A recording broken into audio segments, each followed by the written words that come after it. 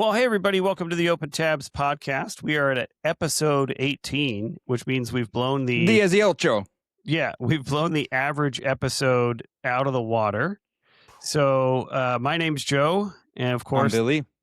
and we are excited to be with you today. There's a lot going on in and around America, but specifically Atlanta, Georgia, where we live.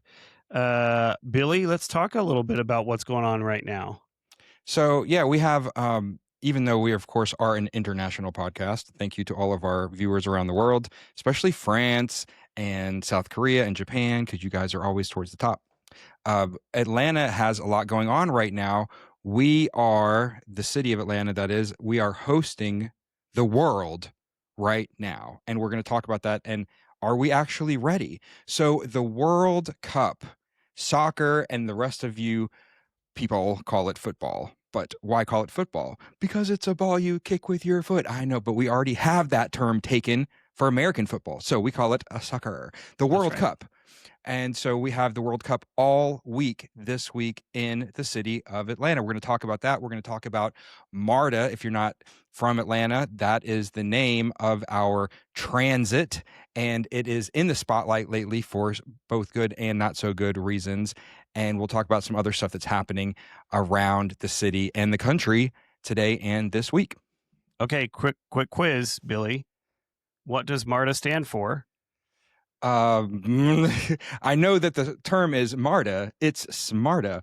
I'm gonna guess here. The Metropolitan Area Rail Transit Authority, MARTA, something like Close. That. I think it's Metro Atlanta Rapid Transit Authority. Close enough. Though rapid, I'm not sure about because it actually includes our bus lines in Atlanta as well. Yeah. So going right into it, let's ask this question to ourselves. If someone from Europe landed at our airport, that's called Hartsfield Jackson International Airport, the Atlanta airport. If someone from Europe landed at our airport today, and many are, and they spent a week in Atlanta, what do we think would surprise them the most? What would surprise them the most about Atlanta, about the States, but about Atlanta in particular? What do you think, Joe? I've had such a good time following different contributors or influencers or just individuals online who are seeing America for the first time and coming to some pretty significant and honestly kind of cool realizations that we don't think about in America as much. I think what I've read, and I think what would be because I realize when I've gone to another country, the opposite has stuck out to me, right? So everything is big and wide open, right? Even the Atlanta airport, which has 300 million passengers a year go through, over 300 million, it feels big because it is big. You know, these big sprawling terminals and walkways that are as wide as a double lane highway, like. It's a big space, right? And you walk out and you know, when I was growing up, I grew up in Texas until I was in high school, and we said everything's bigger in Texas. But really, that's true of the whole United States. Everything is much bigger in the U.S. And so I think just getting the concept, the amount of times I've seen people's minds being blown with just how big the U.S. is, and I've heard all kinds of cool comments about this, like. I can see why so many Americans don't travel internationally, because every state is like a new country and there's 50 of them.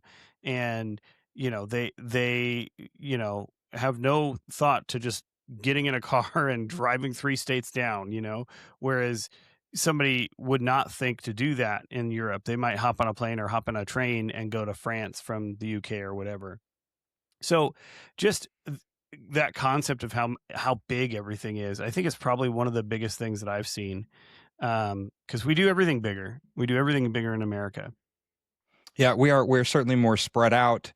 Our cars are bigger, our roads are bigger, our houses are bigger, our grocery stores are bigger, our waistlines are bigger. Hello. The only thing I don't know if it's bigger here is the beer. Like in Europe, they've got the big old beers, but you know, somebody for the first time coming from overseas, going into a place like Walmart or Costco, although the UK has Costco for sure, but some of these countries, especially the countries that are still used to going to individual specialties. You go to the butcher for your meat, you go to the bakery for your bread, and Right. then going into a place like Costco and Walmart, even someone like me, and I'm used to it, I still get the wow factor when I walk in and the place is packed, you know?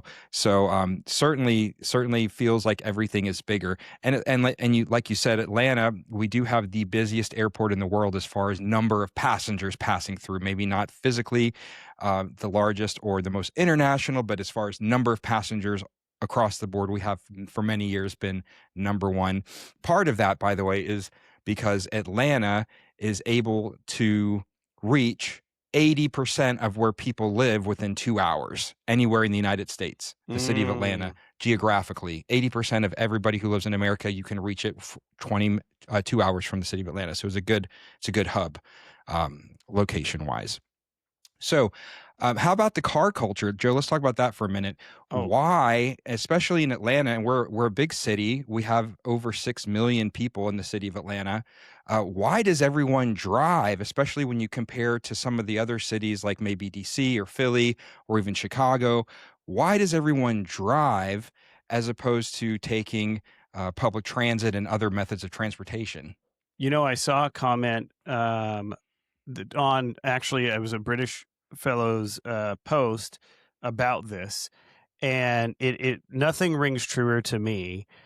Driving is in the DNA of every single American.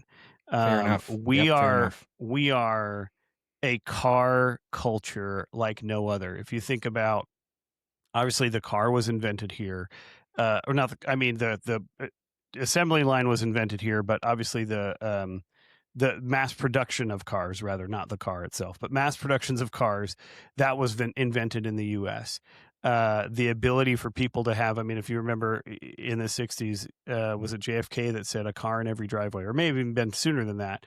There was a president that said the dream is to have a car in every driveway, right? We have 2 cars. I have 4 cars in my driveway right now. Yep. Uh, we are a people of cars. That is what it's, it's funny, and it's not just not everybody in America feels this way, but a lot of Americans actually love driving. We like it. We Yep. enjoy it. It's nothing for me to hop in a car and drive to Savannah, Georgia, which is 4 hours away, if I need to. It's nothing for me to, you know, and I mean, maybe part of that is patience of traffic, but like, I don't know, there's something about just being in a car and driving, on the open road, through the highway, through back roads, especially here in the South or in areas where you get out into a rural area and you see so much different farmland and different town types and things like that. So I think it's ingrained in our DNA. It is. Yeah. And and I think there has I'm hoping that there's a small resurgence of this. There was a period of time where young people were not as interested in driving. I had a roommate. I think it still is, Is just it from really? my own limited perspective. The people that, young people in their teens and even early 20s are just, they don't have the sense of urgency that we did Yeah, to get the driver's license and to get the first car. They're like, and eh. I think that's locale based, really, because like Mm, where I am, because I'm out in the suburbs, and really there's no good method of mass transit. There's mm. hardly any sidewalks where I live. Um, you drive everywhere, and I think that gives kids a little bit more urgency to want to drive. My son, even though like I would not want to do this because I wouldn't want to be disappointed on my birthday. My son, is his birthday is New Year's Eve, so when he turned 15, he didn't want to wait until January 2nd, which would have been 2 days after his 15th birthday, to get his permit. So he made an appointment online, and he went on December 31st to the driver's license place and took the test and passed, because he wanted to have his permit as soon as he can, because he knows he's going to have his license or his permit for a year and a day before he Right. can get his license. And so I think it depends on locale a little bit. If you have access to public transportation, all those kinds of things, it might be a little easier to wait. But I will say, there's just I think there's enough folks in the rural parts of the country that certain things, cars are always going to be a part of what we do. And I think there's even going to be, those diehards who love certain things about cars that they're always going to have a desire for. You know what I mean? Yeah. Like my Yeah. son wants his first car to be stick shift or I manual. love that. I love that. And Learn it that's while a you really can. lost thing. Like Hmm. most kids don't want to learn how to drive manual, but my son is totally into it. He wants to learn. So I think that's just part of who we are. Cars are part of who we are. Yeah, and you touched on it, earlier before our day. Um, there was a transition where it went from United States focusing on railroads to focusing on road trips. And this is where we have like, Route 66 and some of these iconic routes across the United States where people started taking road trips for the purpose of the actual journey with their families. They'd get station wagons and whatnot, and that was part of our culture and still is to some degree. So that definitely plays a role. But even here in the city of Atlanta, we have a really it's controversial. Our public transit system seems like it should be much more developed than it is, and I think part of that is, and we'll touch on this more. Part of that is that we're a city that's quite spread out, but Mhm. even so, it is almost never more efficient than driving, even with traffic. There are few exceptions. So people who take it, and you can go on Google Maps and see an estimated time from point A to point B, anytime, any day, and most likely it will take several times longer to do to do MARTA than it does to drive or to Uber or these other methods that we have. Yeah, So, I think in Atlanta, MARTA is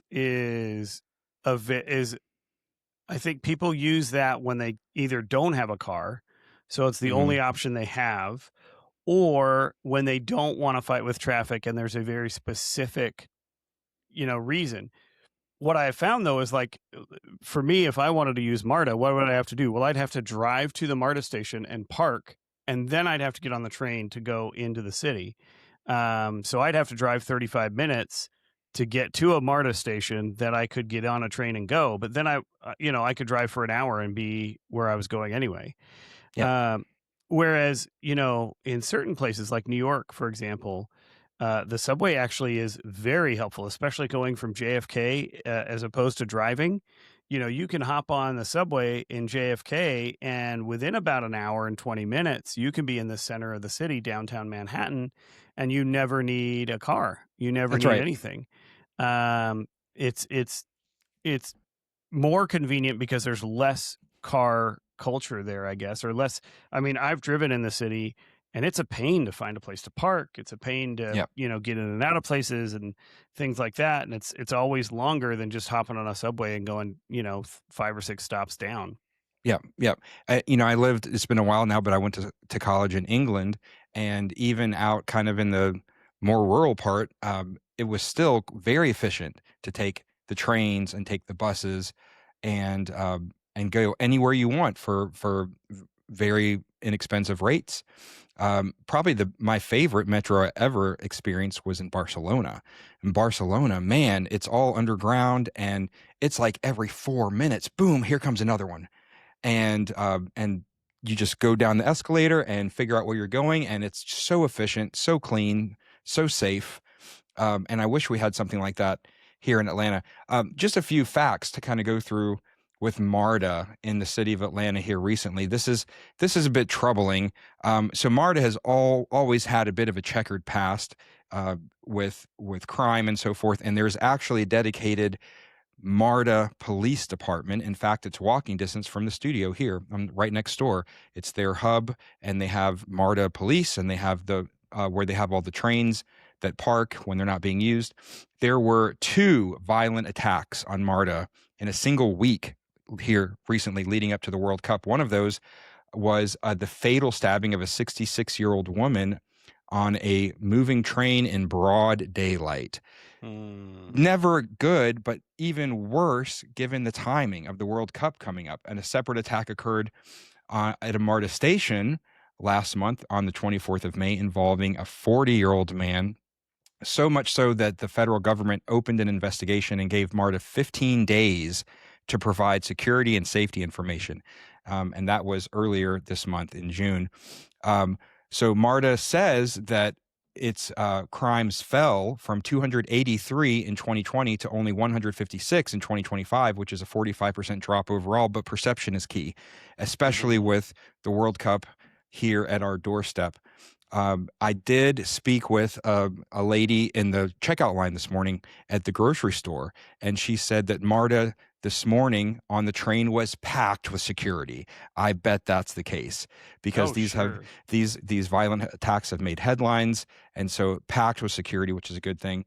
MARTA says they are also planning a $3.4 million security and safety operation above and beyond whatever they normally would, which is including heavier police presence and expanded service. So not just the heavier police presence, but they're also doing more. They're doing more trains and more service than they normally would to keep up with the demand. So they're doing their part, but the question is, would you, would I, would we ride MARTA Great this week? question. I am a supporter of the Second Amendment, so I would ride MARTA. Fair enough. But I don't think I would put my family on a MARTA train. There was a brief period of time where I felt like MARTA had like really shifted and had gotten Mm, better. And then I think there was some reduction in security forces and things like that. I do believe that they do the best that they can. And a lot of it, mm-hmm. like you said, Billy, is perception because violent attacks happen on trains all over the world. That is not necessarily an unknown. And in fact, they may be happening more frequently in other countries where rapid transit is used more than maybe here. I think with MARTA, a lot of times there's, uh, just maybe more potential for it, right? There's just, it's not as varied a clientele, right? Mm-hmm. Um, and I do think now they've really upped their presence, but I don't think it has been the case always. When I was in high school, MARTA was not unsafe necessarily, but there was also a MARTA police officer that patrolled every single train at all times, Yes. right? I don't know that that is their ratio at this point. Maybe there is actually, I think there were multiple MARTA police officers back then. Um, and I never felt unsafe riding the MARTA when I was in high school or in my teens. It felt fine, and that was in the early 2000s. But there has been a little bit of a slip for sure. Um, but at the end of the day, um, I think that there's a highlighted area of concern or area for our opportunity for improvement for sure. But, muggings in train stations, uh, things gone bad in that kind of situation, those things happen. They do. Yeah. They happen all over. It's not distinct to MARTA, but we just happen to have two happen pretty close to each other. Um, and, there was a time when I would say MARTA was almost as bad as like the New York subways in the 80s, but I don't think it's like that anymore. I don't think you've got a lot of like really awful things happening. But there's always going to be stuff because Yeah. people are broken and broken people break people. That's just the Yep. way it is. Fair enough. And, a lot of the homeless population in Atlanta spend a lot of time on the MARTA trains. Mm-hmm. When the weather is not so great, it makes it less safe, certainly feels shady, that type of thing. Um, on a slightly lighter note with MARTA, before we move on, I'm going to show we have these new trains. So I've never seen anything other than the MARTA trains we have since I was a kid in the Mm-hmm. 80s. Never any upgrades. They've just always been the same old, same old. So MARTA finally decided to start to upgrade their fleet. And let's take a look. This now I drove past. I drove Whoa. past earlier today trying to get a picture because I saw one parked in their rail lot the other day. I didn't see any today, but this is what the new MARTA uh, train looks like. Certainly an upgrade That's very on the slick. outside. Now, Yep.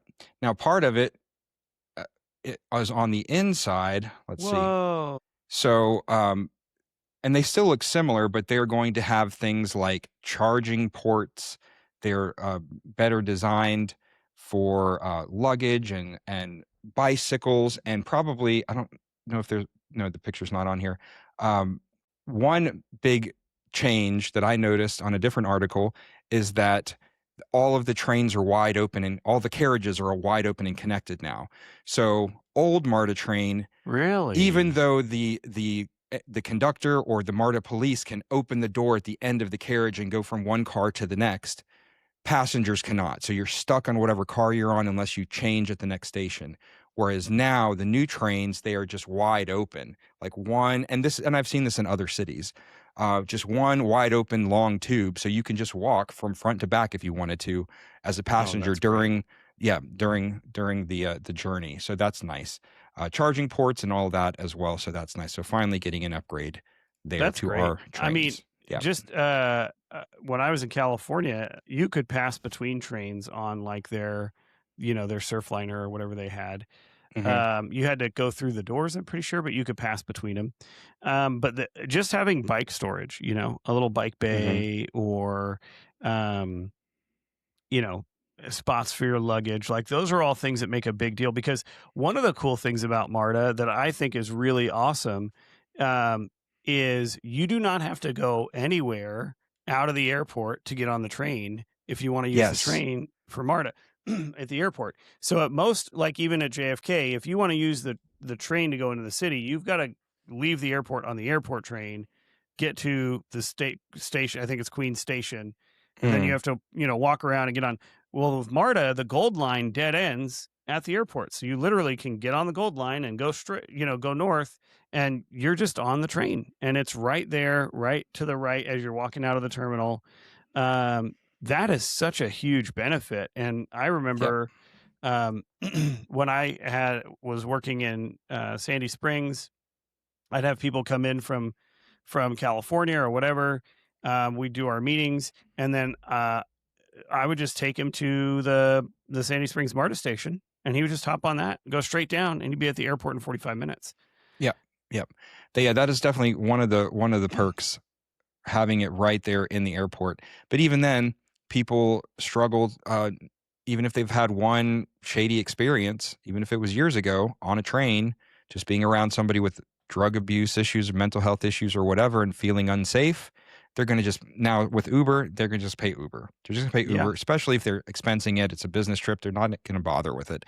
And right or wrong, I'm one of those people. I would rather pay the money and sit in traffic in an Uber and feel safe than be on the train. So, yeah, new trains though. Again, they have the open gangways, improved visibility, better accessibility, digital information systems, charging options, more space for riders with luggage, strollers, or mobility needs. So, basically, MARTA is one of those systems that tells you a lot about Atlanta, good or bad. So on paper, it's a major transit network in a huge metro area, but compared with cities like we mentioned before, like DC or Philadelphia, it's a much smaller rail footprint. I mean, it's just north, south, and east, west. And we have these huge areas like Alpharetta and Kennesaw, nice, well-to-do neighborhoods that are not touched unless you want to get on a bus. Nobody's getting on a bus unless they have to. So that's Mm-hmm. part of why people here debate it so much. It's not just a transit system. It's trying to operate in a city that was built around cars, Mm-hmm. highways, and long drives. And if you go back to the roots, the city of Atlanta didn't have city planners making a grid like many other modern cities. You go to other cities, you see grids. We don't have that because we were built around railroads and Native American trails, and then the city Mm-hmm. grew up around it. So right now, MARTA it's under even more attention because of the recent safety concerns that we mentioned, the pressure of the World Cup. So the real question isn't just whether MARTA is good or bad. It's really whether Atlanta can make transit work at the level a global city needs while Yeah. still dealing with the reality of how this city is built. And we struggled with that in the 90s from the Olympics. And here we are this week, ready or not, here it is. The World Cup is at our doorstep. Yeah. Well, I would say what's going in our favor right now, honestly, is that the World Cup is happening in lots of cities across the US. And most cities don't have, like Dallas, for example, doesn't have a solid train system that I'm aware of. Maybe they have something, but most cities don't have great rapid transit. Most cities, older cities, are not built on a grid. I would argue Atlanta should not be built on a grid. It's, one of the older cities in the U.S. I mean, it's been around since forever, right? So there's Well, forever in our standards. Our yeah, well, Europeans would be like, you guys 17 are all young. since before 1776, we'll say. So like, we've got, Atlanta's older than the founding of the United States. So there's definitely some, there's some uh challenges there. Um but I do think too, one of the things, and this is, I don't know how we solve for this, but one of the things is I think it's been difficult for MARTA to get the approval to expand into some of these other areas. Yes, exactly. And, when I drive into Lawrenceville, for example, that's one area where MARTA has said, hey, we would like to bring the train all the way to Lawrenceville. That's right. And that would open up opportunities for hundreds, if not thousands, of people to have access to rapid transportation into the city and out of the city to the airport. That would be amazing. And it would not be a huge loss of footprint because of how far out it comes now and where it's at. They could easily make it go across the I-85 corridor, and it would be a useful solution. But a lot of the cities are against having this That's right. expansion. Same thing And with Alpharetta. They voted it down multiple times because the thought is, whether they say it out loud or not, the MARTA expansion to Alpharetta brings the ghetto. Yeah, they're thinking of an increase in crime or Yep. safety concerns.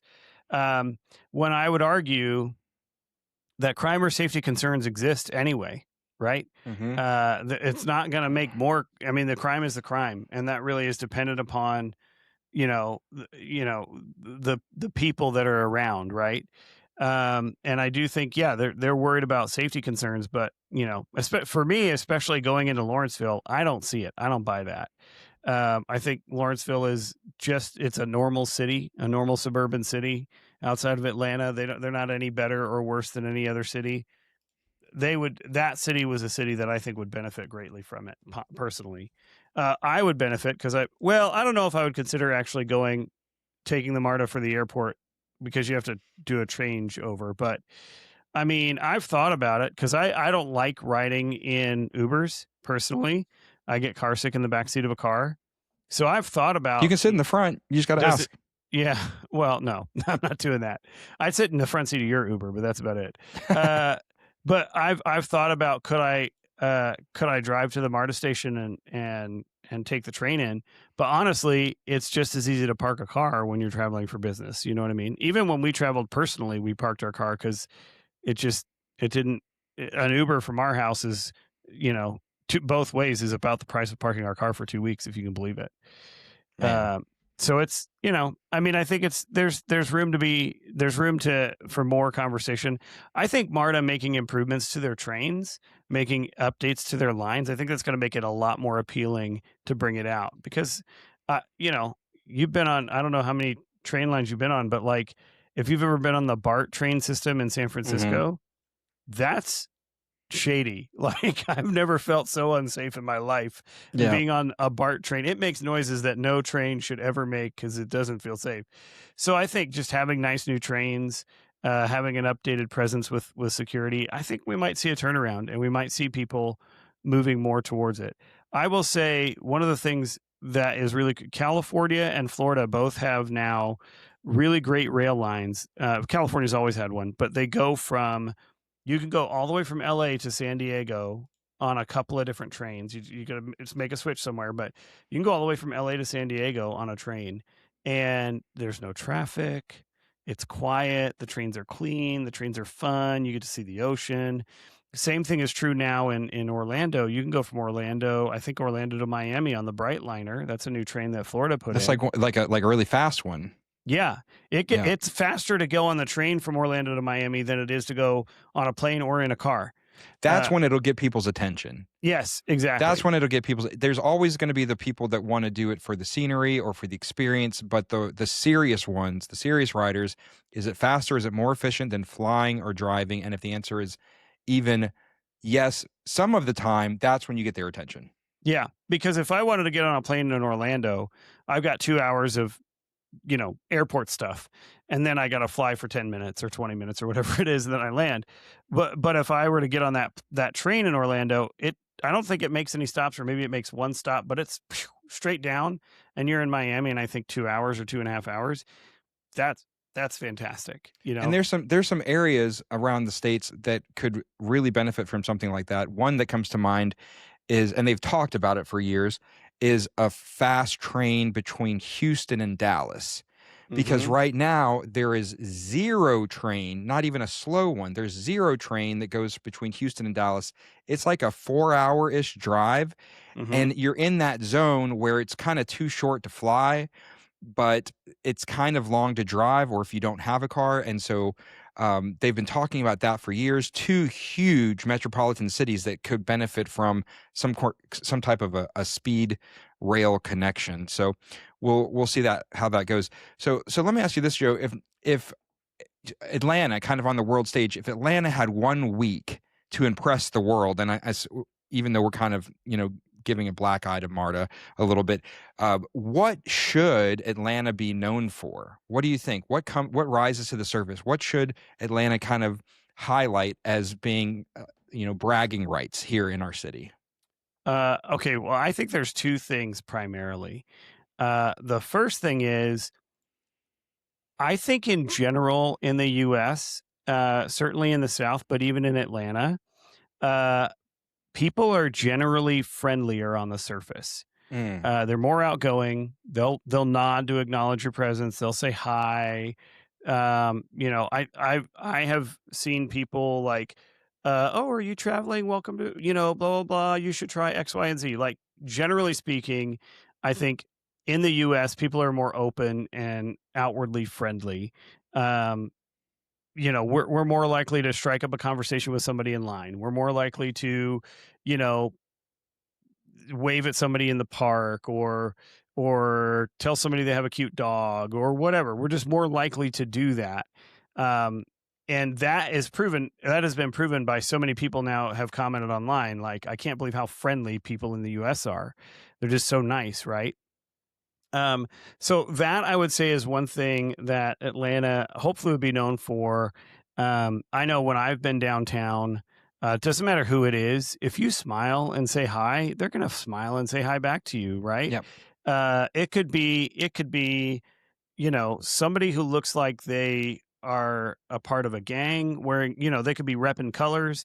It could be, an old grandma. It could be a busy businessman. If you smile and say, "Hey, how's it going?" They're going to say, "Hey, how's it going?" right back to you.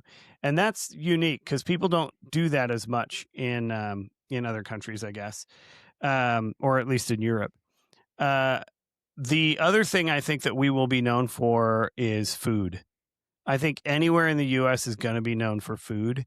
I don't think there's an argument that the US has, some of the best and most unique dishes as compared to, like, if you're coming in from, you know, France or Germany or England, you have food there, and that food is amazing, and it's wonderful, and yeah, absolutely. But it's not the same thing as here in the US, where you have our own foods that are built upon, like, just, barbecue, like those kinds of things. Those are specific, like, US regional foods.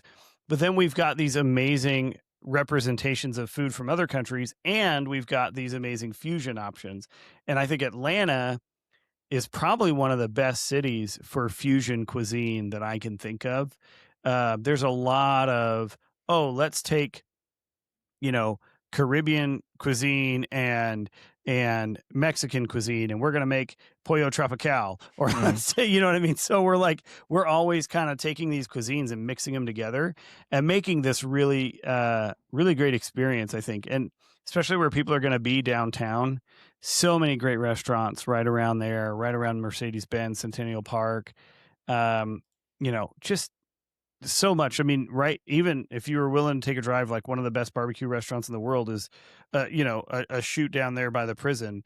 Like, so there's there's so much to to do from the food perspective that I think people latch onto. Yeah, yeah, and I think Atlanta on the foodie scene is probably an underrated city. I mean, we're here and we know it's fantastic, but it's probably somewhat of an underrated city. You know, we were not even on the Michelin Guide until last year, 2025. Really, We weren't even on the guide, and so first year on the guide, 2025, we have right out of the gate 8 Michelin starred restaurants and another 7 Michelin recommended restaurants, which is really great for a city of our size. First year on in the Michelin Guide, pretty sweet. Um, a couple other things that come to mind, and I don't lately, but I did drive Uber quite a bit last year, and so of course people would say, "What do we do here? What's great? What are we known for?" So of course, for those who don't know, Coca-Cola was invented in the city of Atlanta, so we have a great mm, museum. The coolest part of the World of Coke is what it's called, is the tasting room. uh-huh, So at the uh-huh. end of the tour, they give you a little cup and you can taste all of these flavors of soft drink that are not sold in the United States, but are sold in other countries. And some are great and some are terrible because they cater to the different tastes of different regions of the world. But that's really cool.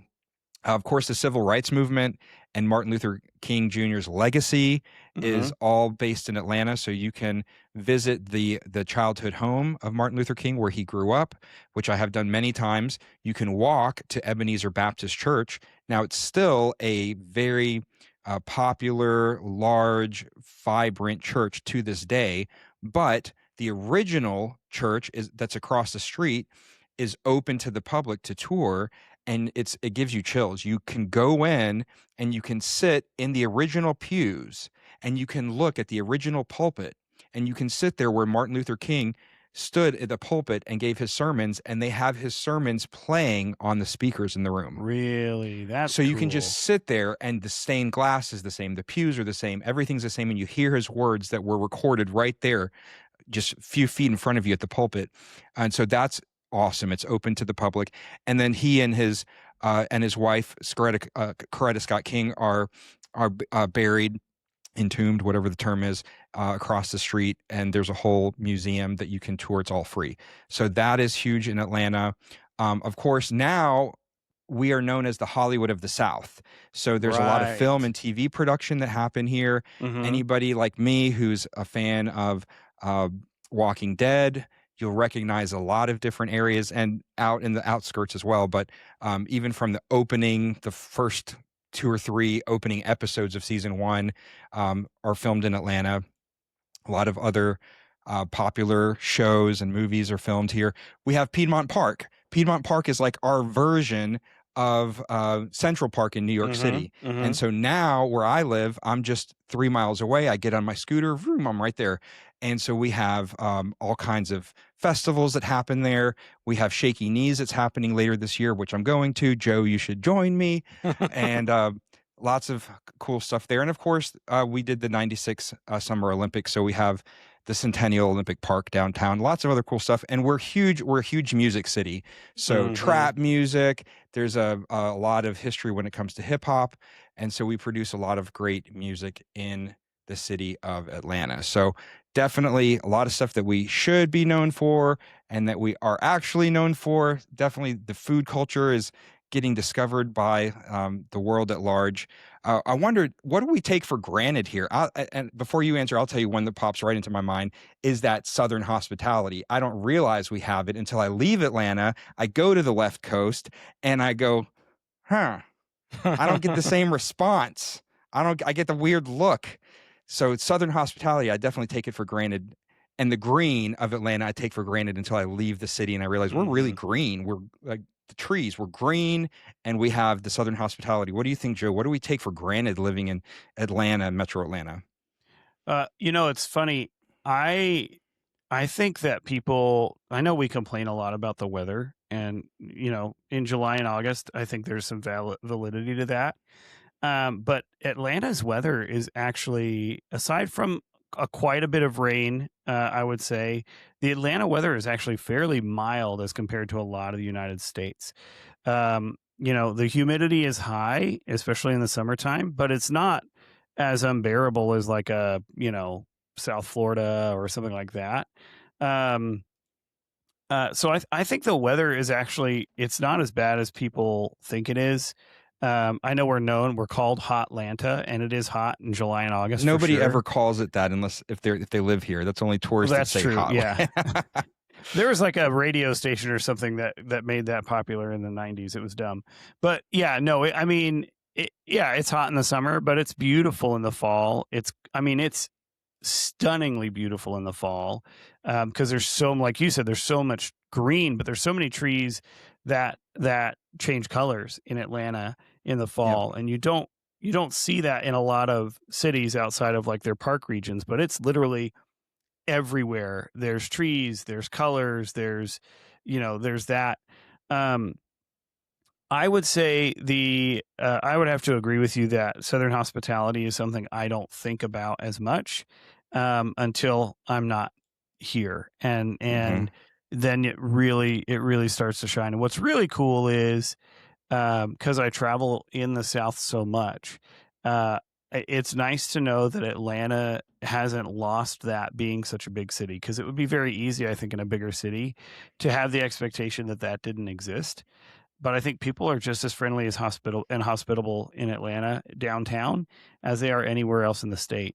And a good example of this is, I have a story actually. Ready for a story? Story time, boys and girls. Yeah. Story time. Uh, I I was walking.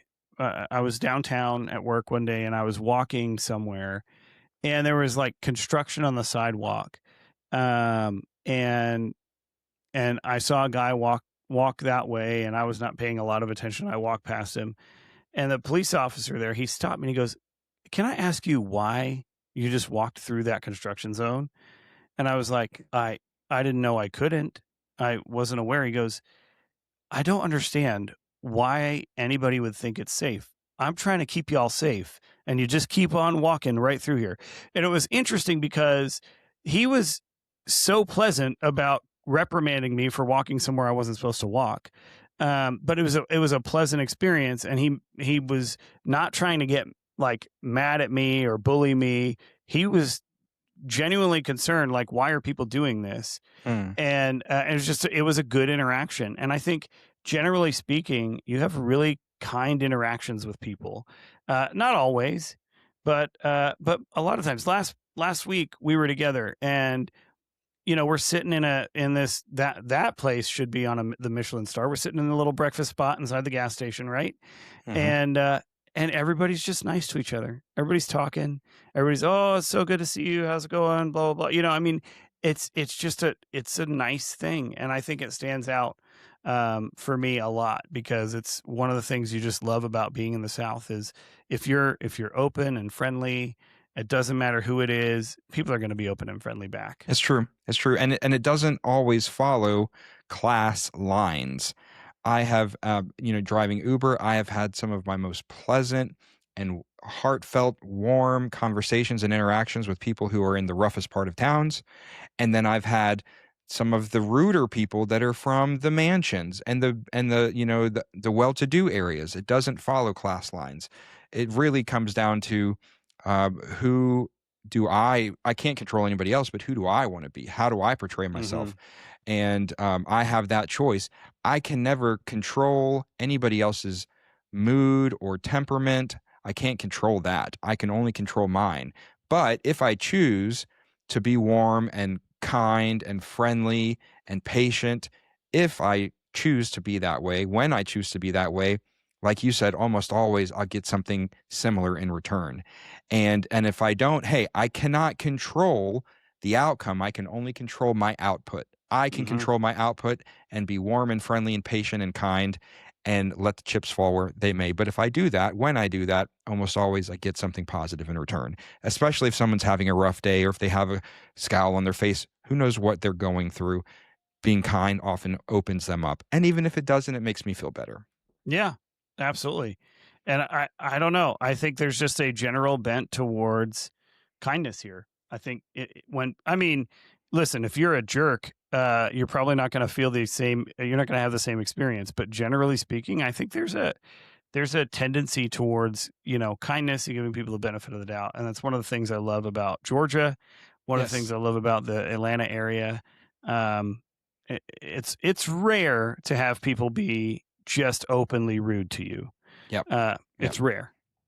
So I have a buddy coming in from California in 2 days. Wednesday morning, I'm picking him up, and he's visited me before. He's an old college buddy. Shout out Efren if you listen to this. So Joe, are there any foods in particular? This is a California guy through and through. Are there any foods or spots in particular that you would suggest that I would take my friend to, or that other viewers who are visiting or having guests come in from out of town?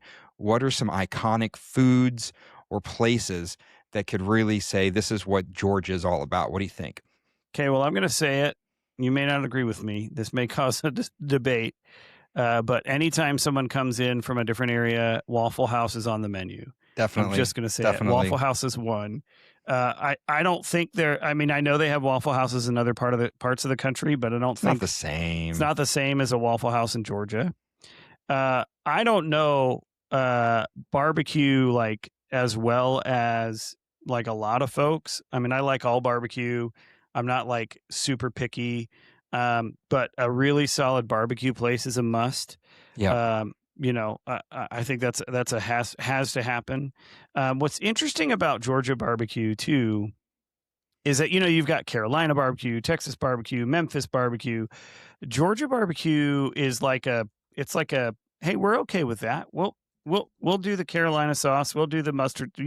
We'll have it all for you. We're good. Whatever you want, man. So it's really unique in that way that I think it's like we're not trying to like rep Georgia barbecue. We're just good at barbecue, and it's barbecue, and it's good. The other thing I would say is if you get a chance to visit some of the sit-down Chick-fil-A restaurants in the area, Okay. That's a good one. those are fun. There's a Truett's Luau down in Noonan, and there might be another one somewhere, but it's like a Hawaiian-themed Chick-fil-A. That's crazy. That's a fun one. You can get the volcano chicken nuggets, and they have like a special pineapple ice cream. That is unique to Georgia. I don't think there's other Truett's style Chick-fil-A's anywhere in the U.S. So I would definitely I've Truett's Cafe is amazing. They have a sweet potato souffle that is unfreaking believable. Really? Yeah. We'll have to It's put that only on at the the list. Truett's Cafe. Yeah. And then the Truett's Luau is just a fun experience because you get to go, they've got a little Woody out front, like the old station wagon Woody, and it's just a cute little experience. Those are the three that I really I've enjoyed recently. Obviously, there's other things that I guess are okay, like Whataburger, I guess, but that's more of a Texas thing. But we That's a have Texas it thing, here. and maybe I'm biased, but almost every Whataburger experience I've had in Georgia has been terrible compared to Houston, which is almost always great. I don't know what didn't translate, but it didn't translate right. Yeah, I feel you. And it's interesting. I was just on the Gulf Coast a couple of weeks ago, and I was driving past the old style Whataburgers. There's a ton of the old ones with the like A-frame roof. I bet you those are much better than the ones we have. I'm just gonna throw out a wild guess. I bet you they're much better. There's a couple of other like I think our Asian food scene is phenomenal. Oh, it's so good. I think we have the best Asian food scene. I'm going to say this, and some of my friends from California are going to disown me, but I've had better Thai food. I've had better Indian food. My family's going to be so mad if they hear this. I've had better Indian food here than in California. I've had better, outside of my family's house, let's be clear, like at a restaurant.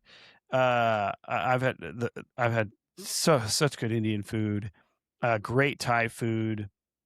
I think, I don't know, there's something about it. I think, especially as you get closer to the city, the food is just, It's just great. And we have the aquarium too, not for Yeah. food. That would be weird. Well, they have a cafeteria at the aquarium, but just don't get the fish special. Yeah, that seems odd. I'm not getting a fish sandwich at an aquarium. I'm not doing it. But It the might be aquarium is fresh. I don't cool. know. Our aquarium has whale sharks. There's very few aquariums in the U.S. that have whale sharks. So yeah, there's a lot of fun stuff. One thing you didn't mention, Billy, that I know you're a huge fan of, and that I definitely want to spend more time on is the BeltLine. I think Yes. for anybody visiting, especially from European, I think these greenways or green spaces that have cropped up in the last 25 or 30 years in the US are really cool. And I think the BeltLine is one of those that's just pretty phenomenal. Yeah. The BeltLine, it's something that excites me because I'm living in the city now, and I bought a scooter because I kept renting scooters so frequently. And it is fun, it's efficient, and they're continually expanding and doing more construction. So miles and miles and miles, scores of miles of these dedicated, paved, wide paths for pedestrians, bicycles, and they allow the electric scooters. They're not supposed to be motorized, no motorized vehicles, but they let the scooters on there. But it's really great. Like we mentioned, Shaky Knees, the music festival here at Piedmont Park. I park my car here at the studio 3 miles away and take a scooter on the BeltLine all the way to Piedmont Park. You don't have to worry about MARTA or Uber or parking. And then bam, you're there. So it's a really great network to get around the city. And these restaurants have kind of popped up along the BeltLine to cater to this crowd. So that is a huge one that connects the city in such a unique way that I absolutely love. Yeah, and we ought to do another episode just on the food scene. I agree with you. The food scene here is fantastic. We don't really, with the barbecue, we don't really have like an Atlanta barbecue. We don't have our own type like you have in Carolina, Texas, Kansas City, but it's good. I'll just say that it's good. And when I moved to the condo I'm in now, I had to get rid of my pellet grill because I don't have a patio anymore. So that's difficult because the last couple of years, I just gotten into smoking brisket and pulled pork and all that kind of stuff. But I am going to take my buddy to a couple favorites. I love Fox's Brothers for brisket, and I loved Fat Matt's Rib Shack for ribs. So I'm going to take him to some of the local barbecue places that we are known for. And the Asian, you hit the nail on the head with that too. The Asian restaurants we have are fantastic. One type of food that I am a connoisseur of is Tokyo street style ramen.